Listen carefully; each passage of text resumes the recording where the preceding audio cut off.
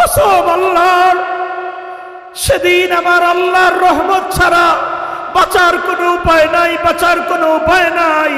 আমার কোনো নেতা, আমার কোনো পীর আমাকে কেউ রক্ষা করতে পারবে না।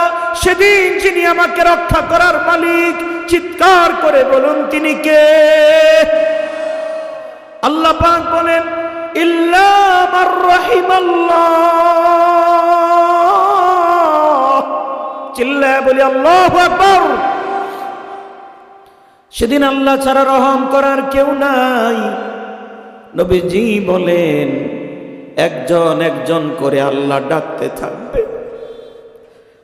50-60 বছরের লাইফ মেমোরি যখন ওপেন করে দেওয়া হবে, হঠাৎ করে কিয়ামতের মাঠে একটা বান্দা সাহস করে বলবে, আল্লাহ তুমি আমাকে মাফ করে দাও। আল্লাহ পাক তিনি তো রহমান, তিনি রহিম।